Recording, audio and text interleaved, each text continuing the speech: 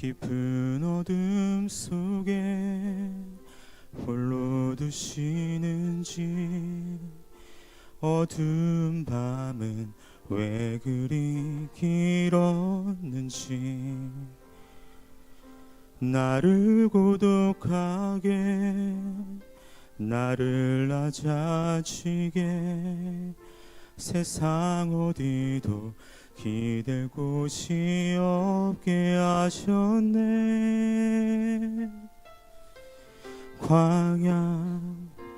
광야에 서 있네.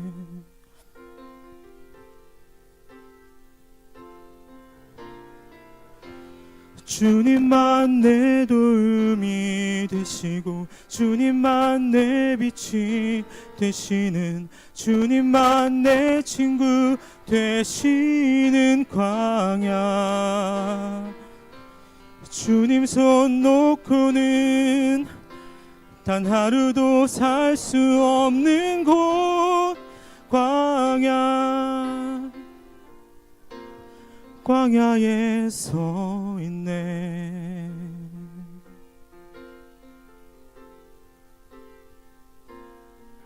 왜 나를 깊은 어둠 속에 홀로 두시는지, 어두운 밤은 왜 그리 길었는지, 나를 고독하게, 나를 낮아지게, 세상 어디도 기댈 곳이 없게 하셨네. 광야에 서 있네.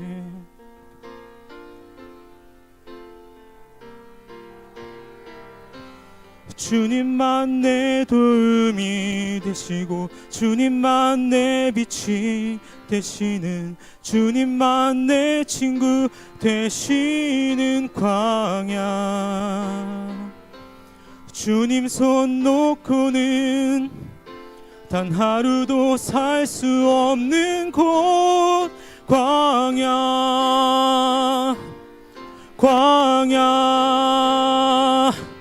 주께서 나를 사용하시려, 나를 더 정결케 하시려, 나를 택하여 보내신 그곳, 광야.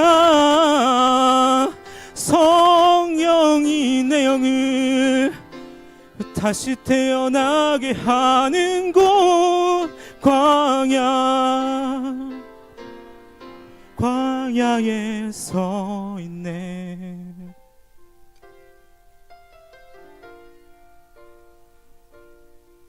내 자가 산산이 깨지고 높아지려 했던 내 꿈도 주님 앞에 내려놓고, 오직 주님 뜻만 이루어지기를, 나를 통해 주님만 드러나시기를.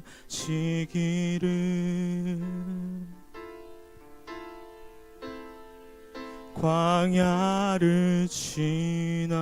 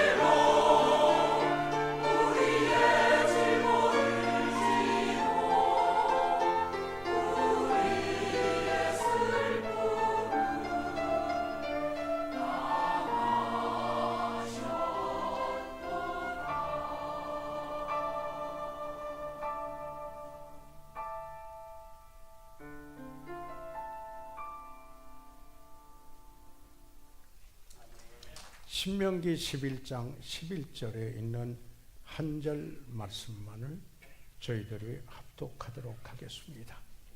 시작. 너희가 건너가서 얻을 땅은 산과 골짜기가 있어서 하늘에서 내리는 비를 흡수하는 땅이요. 살아계시는 우리 아버지 하나님, 저희들 오늘 이제 고난 주간을 맞이하여 아버지 하나님, 지난 주일에 십자가의 고난을 저희들 함께 나누었으며 아버지 하나님, 이 시간에는 저희들의 골짜기를 지나는 우리의 삶을 왜 허락하셨는지를 생각해 보고자 합니다.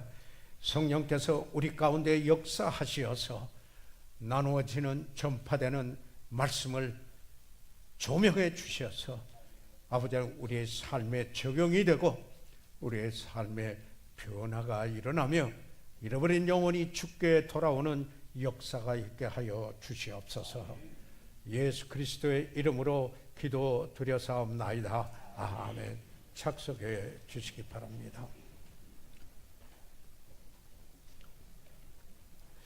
저는 어렸을 때 지리 공부를 별로 좋아하지 아니하였습니다. 왜냐하면 지명암기가 잘 되지 않았습니다.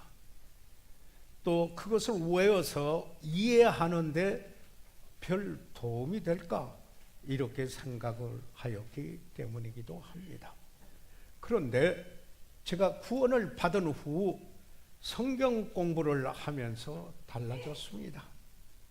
성경의 지리, 성경에 나오는 지도에 관심을 갖기 시작을 하였습니다. 지금은 제가 좋아하는 월간지들의 하나인 National Geographic을 수십 년 동안 매월 보면서 보면서 그 안에 있는 지도를 보는 게 또한 제 취미가 됐고 세계 지도를 기회 있을 때마다 바라보고 기도하게 되었습니다. 특히 하나님께서 자기 백성 이스라엘에게 주신 땅, 가나안 땅, 약속의 땅에 대한 그 관심이 저에게 더 깊어지게 되었습니다.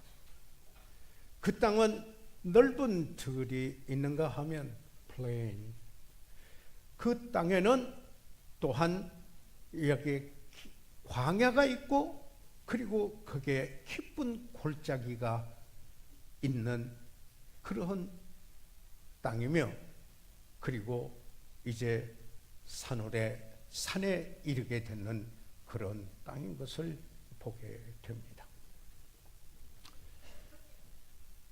이것을 생각을 하면서 오늘의 우리 그리스도인들은 이스라엘 민족이 아니지만은 모세 시대의 이스라엘 민족과 유사한 점들이 있음을 보게 됩니다. 예를 들자면 이스라엘 민족이 한때 애굽의 속박 중에 있었지만은 하나님께서 그들을 노예살이로부터 자유케 하시는 일을 하셨습니다. 그리고 여러분과 저는 죄 속박 중에 있었으나 하나님께서 우리를 죄로부터 죄에서 자유케 하셨습니다. 성도 여러분께서 잘 아시는 말씀입니다마는 이스라엘 민족은 양의 피를 진문 좌우 설주와 임방에 발랐습니다. 출애굽기 12장 7절에 있는 말씀을 보면은 그때 장자의 그 재앙이 임하여서 모든 장자가 이제 죽게 되는 상황이었습니다. 그러나 여기에 그 피를 집 문 좌우 설주와 임방에 바르는 그 집은 사망으로부터 자유하였습니다. 우리 그리스도인들은 십자가에서 흘리신 흠없고 점없는 그리스도의 보배로운 피로 예수님께서 가신 길, 그분이 지신 십자가, 지난 주일 생각을 했습니다. 그 십자가에서 흘리신 보배로운 피로 우리를 구속하시고 죄의 형벌로부터 자유케 하셨습니다. 하나님께서는 이스라엘 민족을 낮에는 구름 기둥으로 밤에는 불 기둥으로 인도하셨습니다. 이제 하나님께서는 자기 백성들을 그의 거룩한 말씀으로 인도하십니다. 말씀은 천국을 향하여 가는 나그네들에게 거룩한 내비게이션, 신적인 내비게이션이라고 말할 수 있습니다. 이스라엘 민족이 가데스 바나에 이르렀을 때 하나님께서 가서 그 땅을 소유하라, 정복하라, 믿음으로 주장하라, 이렇게 말씀하셨습니다. 그러나 저희들은 성경을 읽어보며 불행히도 그들은 신앙, 믿음이 아니라 오히려 불신앙으로 상황과 처지만을 생각을 하면서 하나님께서 약속해서 주시기로 한 기업, 바로 그 약속의 땅에 당대 세대는 들어가지 못하고 후대 세대가 여기에 들어갔습니다. 단지 여호수아와 갈렙이 인도하는 전 세대분은 그가 인도하여 갔습니다. 주님께서는 우리 그리스도인들에게, 그리스도 안에 있는 우리들에게 영적 기업을 허락해 주셨습니다. 예. Spiritual heritage. 이 기업을 주셨습니다. 그래서 우리의 신앙생활에서 우리가 할 일은 믿음으로 사는 것이며 믿음으로 그것을 주장하고 믿음으로 소유하는 것이 그리스도인의 삶입니다. 성경은 우리를 위한 이 기업을 잘 묘사하고 있는 거룩한 지도입니다. Holy Map입니다. 우리의 기업은 산과 골짜기의 땅이라고 이렇게 말하고 있는 것입니다. 어떤 분에게는 놀라울 일인지 모르겠습니다만 그리스도인의 생활이 아니한 것만은 아닙니다. 한번 구원받으면 모든 환난이 끝나는 것이라고 생각할 줄 모르지만은 성경을 보면 아닙니다.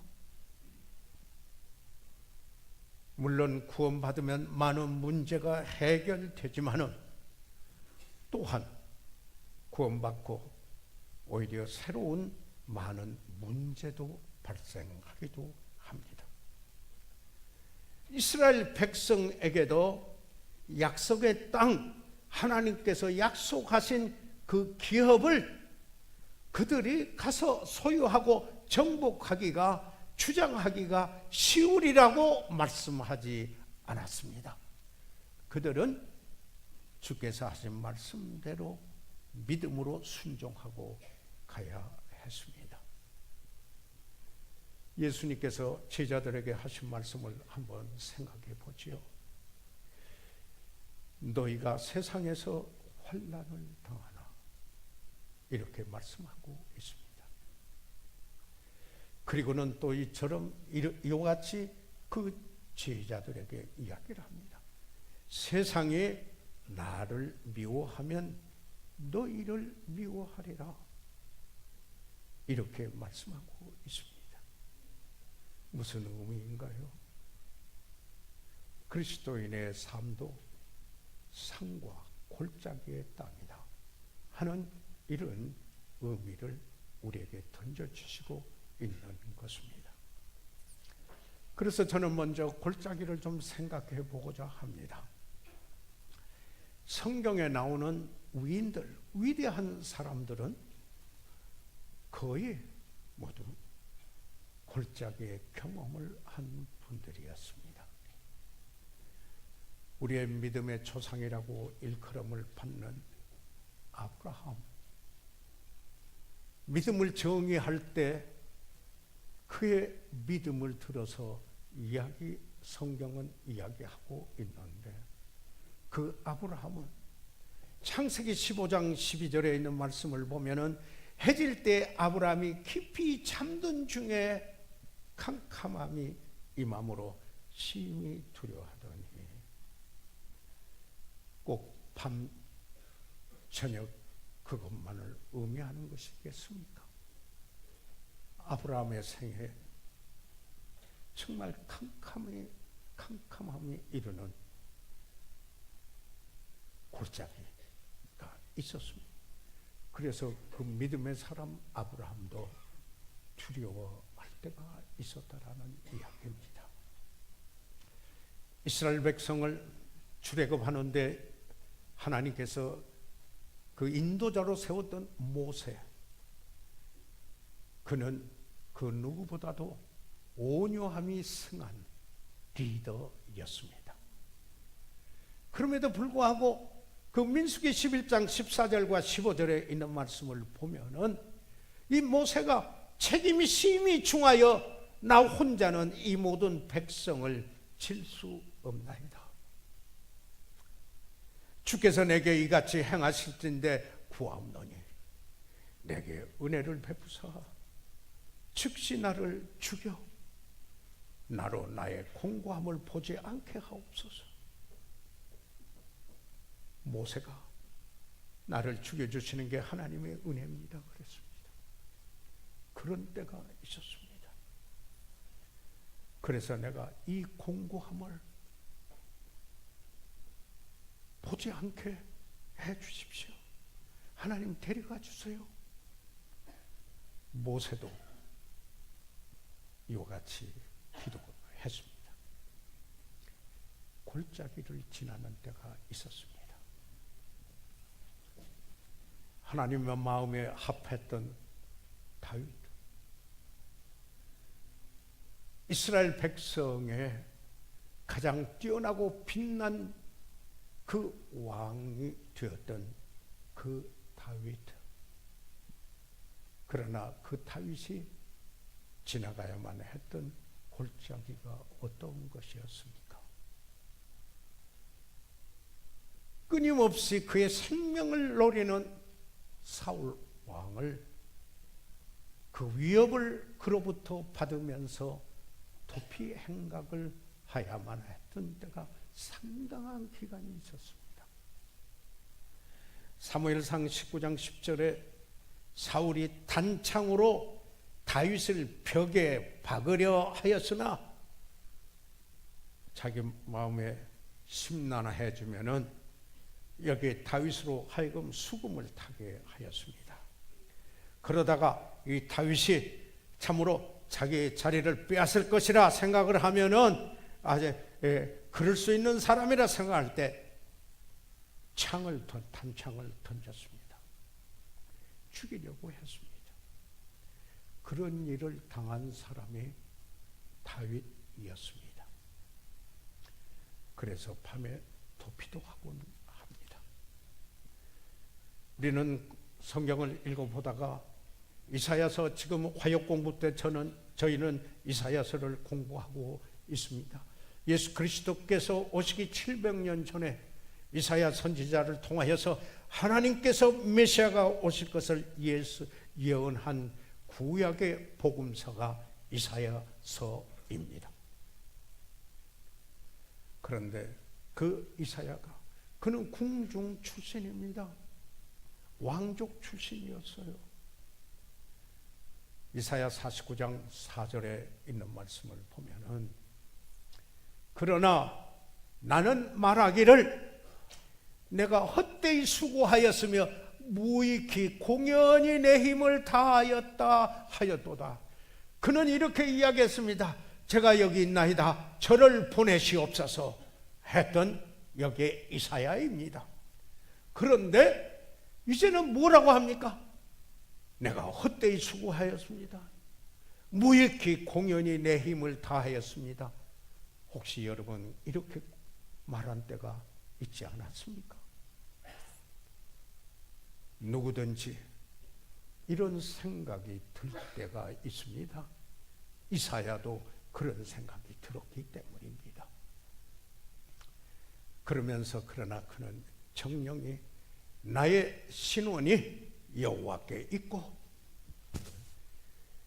그리고 나의 보응이 나의 하나님께 그러나 이것을 다 처리해 주실 분은 하나님이라 라고 하면서 이 말을 마무리 짓고 있습니다.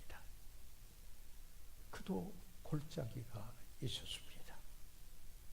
신앙으로 넘어와서 저희들이 보게 되면은 사도 바울 그는 세계 역사를 바꿔놓는 일에 하나님이 쓰신 사람이었습니다. 학자들은 이야기하기를 여기에 그 당시 그들의 유대교의 한 종파가 되지 않고 오늘날 우리 크리스천이티 기독교라고 하는 이름을 가질 수 있도록 하게 하는데 하나님이 쓰신 사람 바울이라고 합니다. 그런데 그 바울의 고백을 들어보시기 바랍니다. 여러분이 이렇게 읽어서 아시는 말씀이요. 여러분이 너무나도 잘 아시고 있는 말씀이기도 합니다. 고린도서 1장 8절과 9절에 보면은 형제들아 우리가 아시아에서 당한 환난 그때 지금 터키 지방입니다. 소아시아 아시아에서 당한 환난을 너희가 알지 못하기를 원치 아니하노니 사도 바울도 여기에 고린도인들에게 자기의 가장 마음을 열고 가장 개인적인 서신을 여기에 보냈던 그들에게 이렇게 합니다. 당한 환난을 우리가 당한 환난을 다시 말해서 복음을 전하면서 당했던 환난을 여러분이 알지 못하기를 원치 아니함 좀 알아주기를 원했습니다. 그래서 이야기했습니다. 그러면서 이렇게 말합니다. 힘에 지나도록 심한 고생을 받아 위대한 신앙인입니다. 살 소망까지 끊어지고 우리 마음의 사형 선고를 받은 줄 알았으니 이는 우리로 자기를 의뢰하지 말고 오직 죽은 자를 다시 살리시는 하나님만 의뢰하게 하심이라. 사랑하는 여러분, 성경에 나온 위인들만 그랬습니까?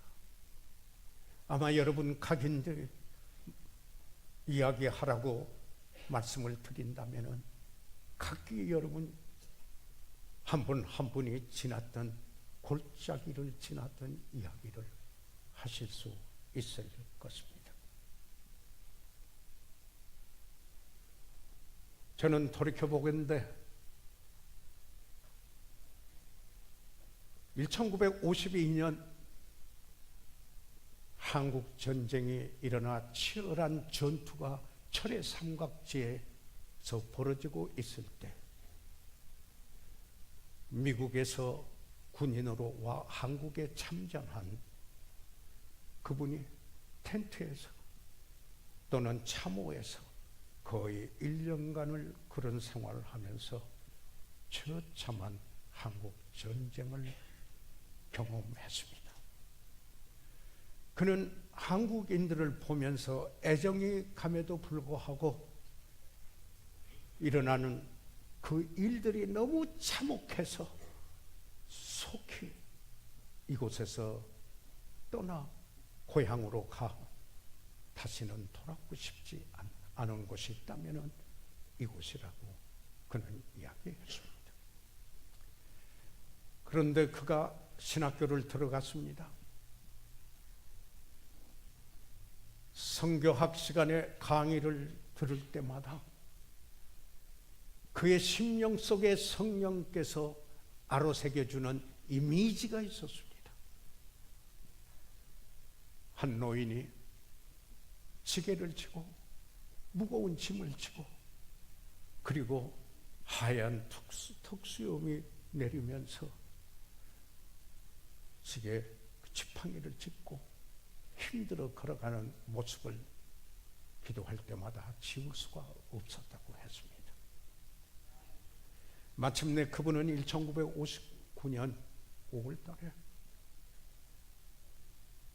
그만하는 어린 아이들 5을 데리고 사모님과 함께 한 달 여정의 배를 타고 부산을 거쳐 인천 항구에 들어왔습니다.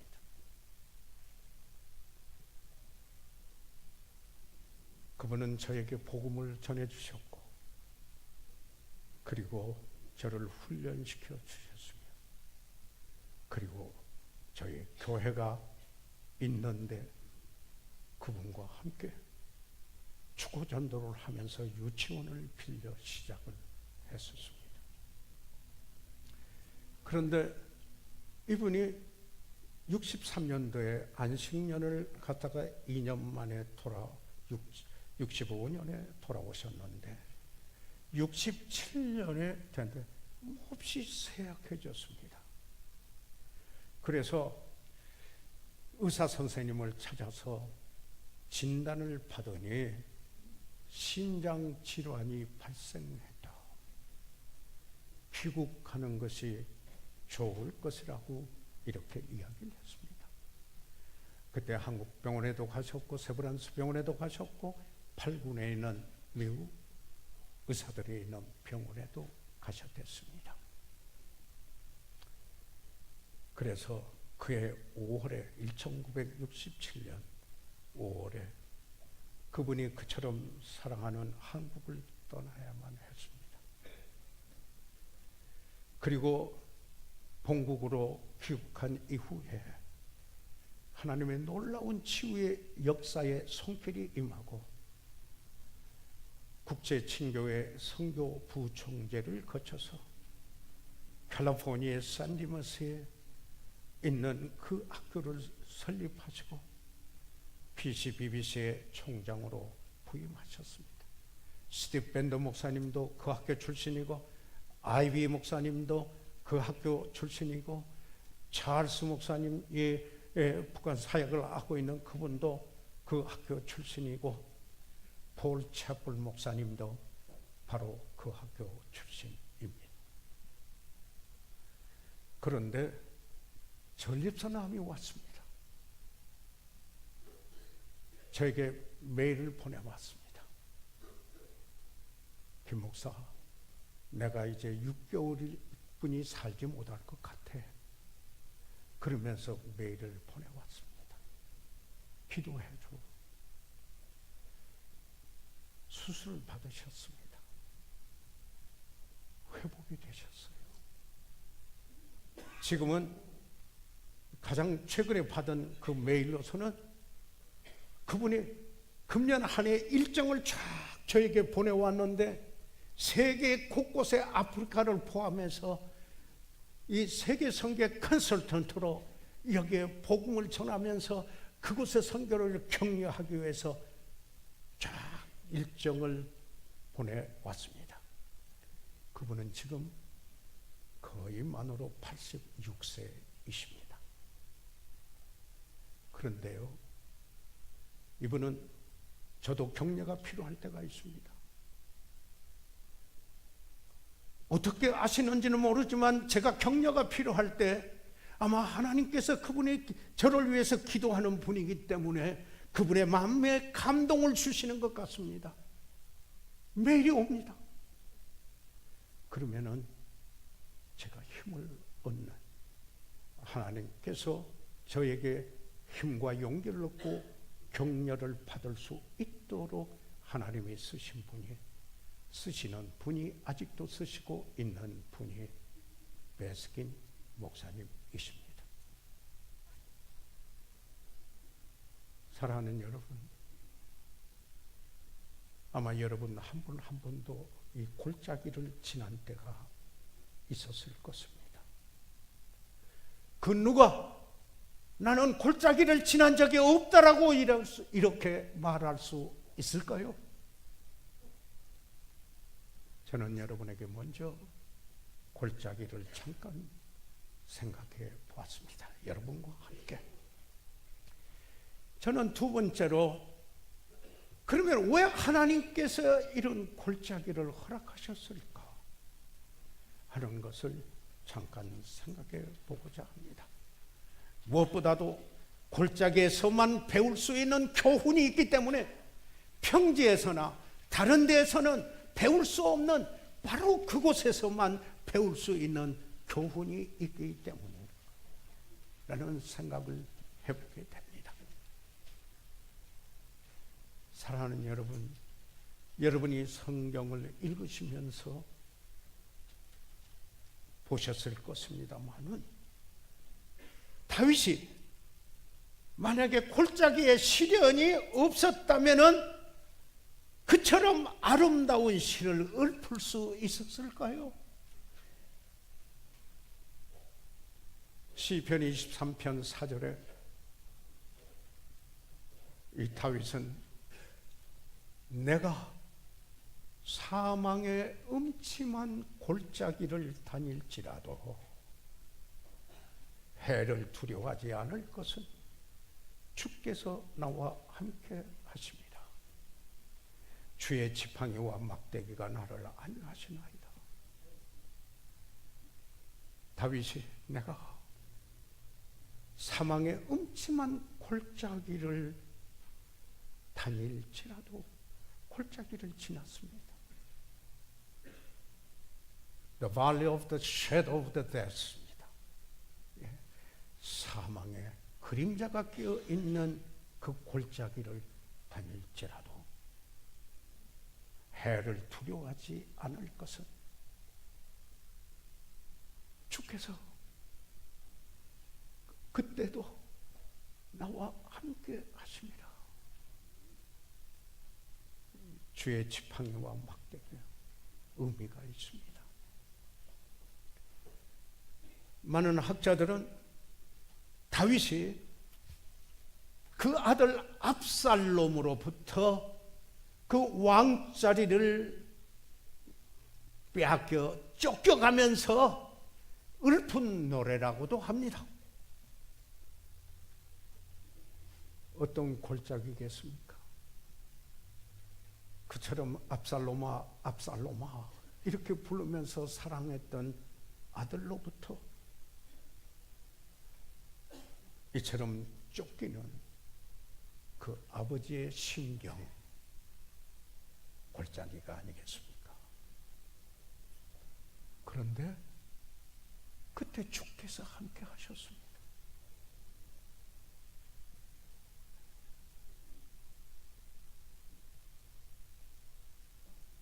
지팡이로 끌으시고 막대기로 대적을 치시면서 함께 해 주셨습니다. 바로 그 골짜기를 지나면서 주께서 함께 하셨기 때문에 감동과 함께 변화가 일어나고 영원한 가치를 남기는 그런 삶을 이루면서 하나님께서 감동하심으로 그 하나님의 말씀이 되도록 그의 골짜기의 삶을 기록하게 한 것이 아니겠습니까? 우리는 성경을 읽으면서 에레미야를 읽습니다. 우리가 에레미야라고 하면은 바로 눈물의 선지자 이렇게 저희들은 되뇌이게 됩니다. 왜 눈물을 흘렸을까요? 골짜기가 있었기 때문에, 그 예레미야서를 여러분 읽으시면서 그가 겪었던 일들을 여러분 감히 상상이라도 되는 것이었습니까? 그런데 그가 예레미야가 3장 22절과 23절에 이렇게 노래하고 있습니다. 여호와의 자비와 긍휼이 무궁하심으로, 주님의 여호와의 자비와 긍휼이 무궁하심으로, 그 다음 말씀이 제가 나누고자 하는 말씀입니다. 우리가 진멸되지 아니함이니. 이미 그 하면서 이 눈물의 선지자가 그리고 그와 함께 했던 분들이 그저 진멸되어 버릴 수밖에 없는 상황이었음에도 불구하고 여호와의 자비와 긍휼이 무궁하였기 때문에 진멸되지 않았다. 그런데 바로 이것이 아침마다 새롭습니다. 아침마다 새로워지는 겁니다. 그래서 힘을 얻는 것입니다. 주의 성실이 크도소이다.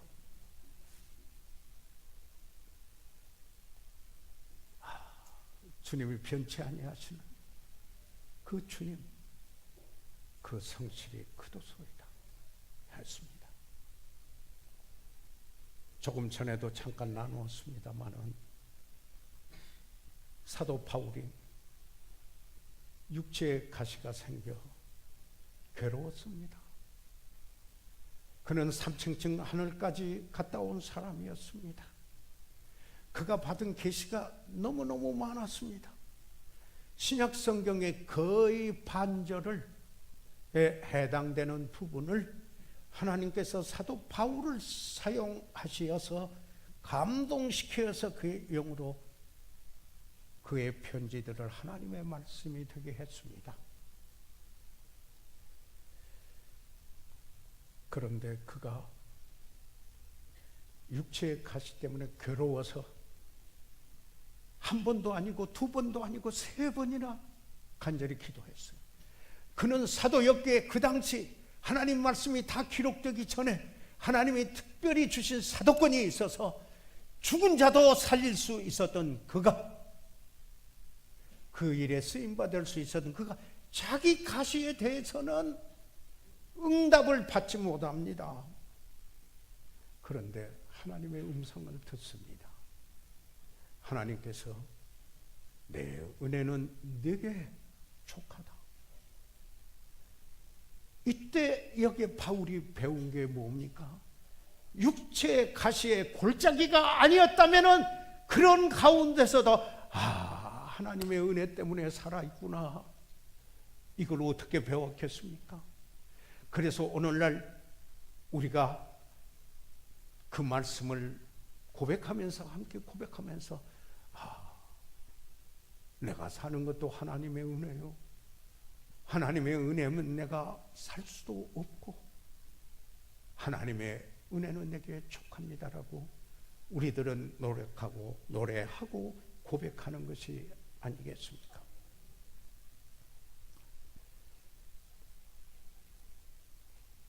(1976년) 그때 성탄절 즈음에 태능교회를 개척을 하는데 가서 집회를 제가 인도를 하고 선교사님 한 분하고 하는데 감기 기운이 왔어요. 그래 공복에 아스피린을 먹었어요. 그 집회를 하는 중에. 그런데 크리스마스 이브예요. 12월 24일 날 예배 준비를 잔뜩 하고 있는데 까만 변을 보기 시작을 했어요. 깜짝 놀랐어요. 그래서 그날 저녁 예배도 라스터 선교사님에게 부탁을 드리고 제가 집으로 올라갔는데 쇼크가 왔어요. 아내의 비명소리 같은 쇼크가 들리고는 한 얼마 동안 막막한 시간이 걸리는 것 같다가 깨어났어요. 그래서 적십자병원에 8일간을 입원을 했습니다. 의사 선생님이 진짜 죽을 수도 있었습니다. 저에게 그랬습니다.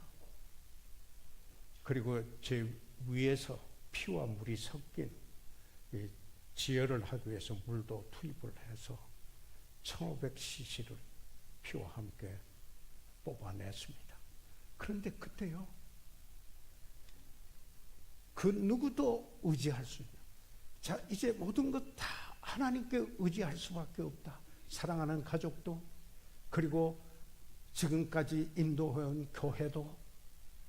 그럴 때 저에게 하나님께서 주시는 하나님의 말씀, 지금도 제가 붙들고 있는 말씀으로서 내가 살아야 될 그 이유를 생각나게 하는 말씀입니다.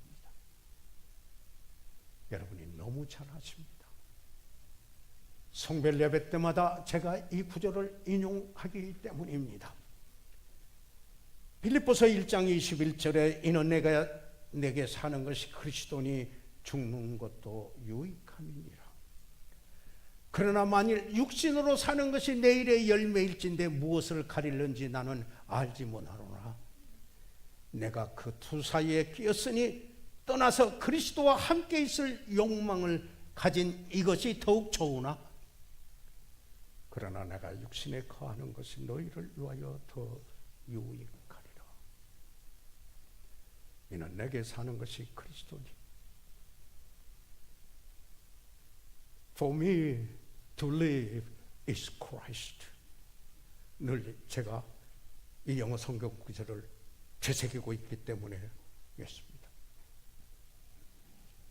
내가 살아야 할 이유를 아직도 그 말씀으로 붙들고 있는 것입니다.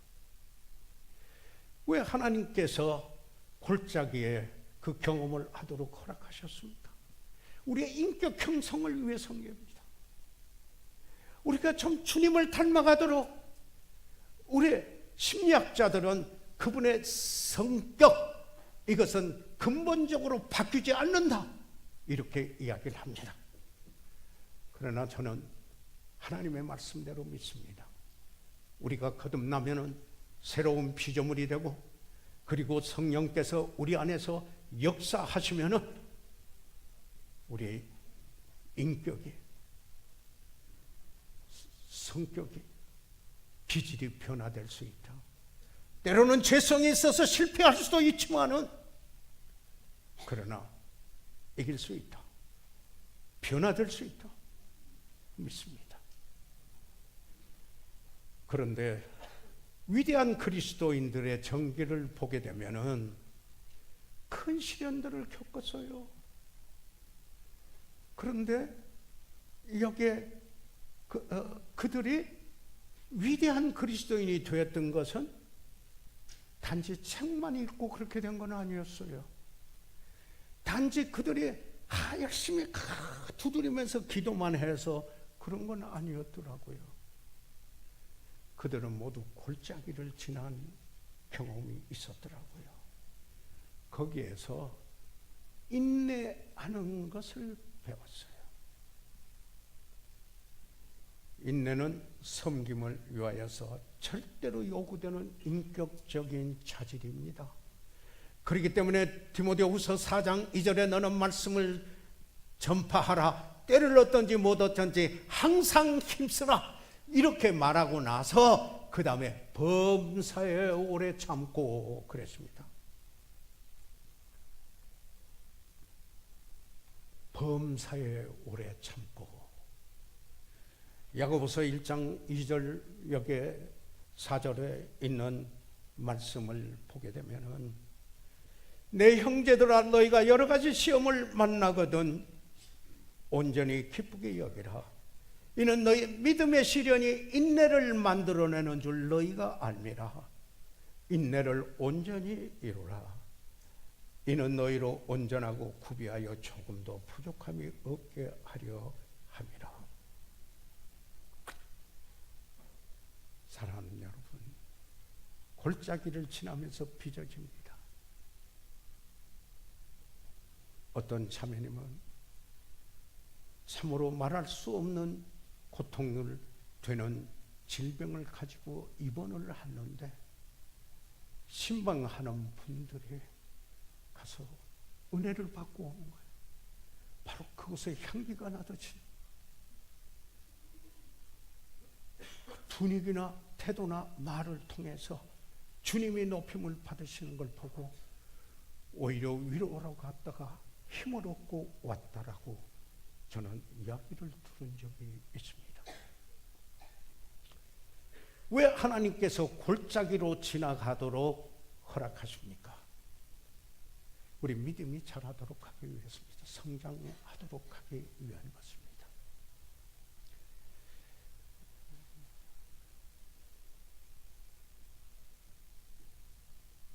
부득불 사도 바울이 말했다고 하는 것처럼 저도 부득불 좀 말씀을 드리겠습니다. 아마 여러분이 지나오는 골짜기의 그 삶을 연상하시며 받은 교훈을 생각하시면 되겠습니다. 1975년 1월 25일 주일날 예배가 끝날 무렵에 공사진 교육관 옥상에 올라간 아들이, 그러니까 69년생이니까 그때 만 6살 올라간 성원이가 뒷걸음질 치다가 옥상에서 떨어져 그 뇌가, 그 머리가 브로크에 와서 찧었습니다. 황급히 적십자병원으로 입원을 했습니다. 수술을 했습니다. 뇌 수술을 했습니다. 그런데 얼마 있다가 여기에 염증이, 머리에 염증이 생겼다면 어떤 현상이 일어나는지 아시잖아요. 다시 수술을 해야 되겠다고 그랬어요. 한 달인가 두 달 지났어요. 내 손바닥만한 위에 머리뼈를 잘라내는 수술을 했습니다. 6개월 동안 팔랑팔랑 하면서 어떤 일에도 거기에 자극이 와서 이상이 생기지 않기를 바랐습니다. 그럴 때 우리 의지할 이는 하나님뿐이고 하나님께 기도할 수밖에 없다. 하나님께 의지한다라는 믿음을 자라게 하는 과정 중에 하나였습니다. 그런데 또 얼마 있다가 미안합니다만은 제 아내가 폐혈증으로 세브란스 병원에 입원을 해서 생사의 기록에 있게 되었습니다. 사랑하는 아내가 그렇게 되었을 때 목회자로서 자기의 충분한 감정을 다 표현하지 못하고 하나님께 의지하고 달래면서 아내를 위하여서 기도할 수밖에 없는 그 아내를 둬두고 여름 수양회를 갔다 와야만 됐습니다.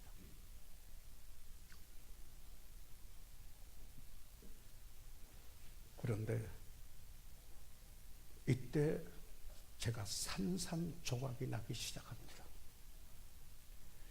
그러다가 2008년 4월 16일 신장 하나를 엄마에게 기증하는 아들. 어찌 부모가 그것을 자식에게 요구할 수 있겠습니까? 차라리 자기 신장을 주지요. 아들의 신장을 받는 아내가, 그때 사랑하는 여러분들이 세브란스 병원에 와서 그 복도가 가득하게 기도해 주셨는데, 아들이 수술대, 아내가 수술대에 올라갔을 때 저는 산산조각이 났습니다. 하나님만 의지할 수밖에 없는 제 자신의 믿음의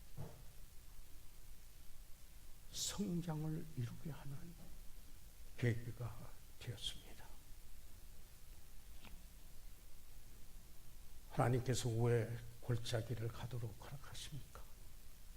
그때 위로받은 위로로 다른 사람을 위로할 수 있도록, 이제 다른 사람을 도울 수 있도록 하기 위하여서 그 길을 가게 할 수도 있다라는 것입니다. 성경에 우리의 모든 환난 중에서 우리를 위로하사 우리로 하여금 하나님께 받는 위로로서 모든 환난 중에 있는 자들을 능히 위로하게 하시는 이시로다. 우리가 받는 위로예요. 그거죠.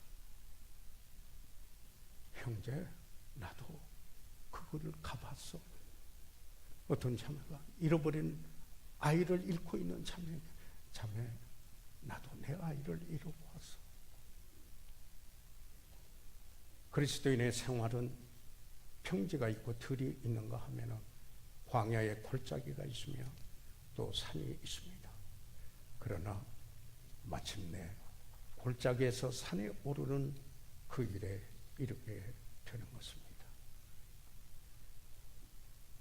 골짜기가 끝날 때 영광스러운 축복이 기다리고 있습니다. 모든 것이 합력하여 선을 이루게 되며 예수 그리스도께서 십자가의 고난을 받으시고 그리고 죽으셨다가 사흘 만에 살아나셔 하나님 우편에 앉아 계시고 모든 분들이, 모든 사람이 그 앞에 무릎을 꿇게 하시는 영광스러운 자리에 있게 하였습니다. 오늘은 우리 남은 생애의 바로 첫날입니다. 우리가 새롭게 살아갔으면 합니다. 골짜기를 지나가고 계시는 분 있으십니까?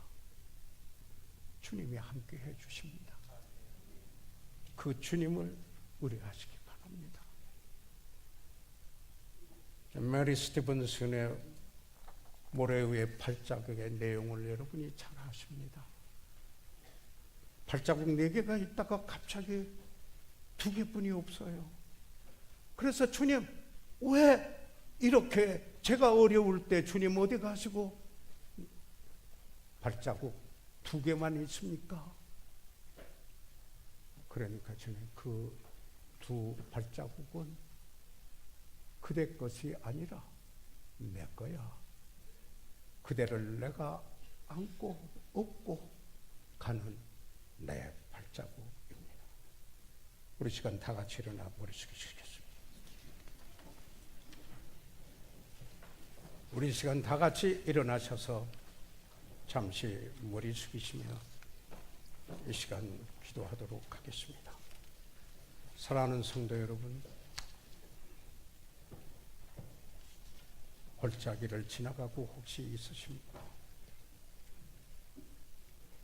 주님께서 함께 하십니다.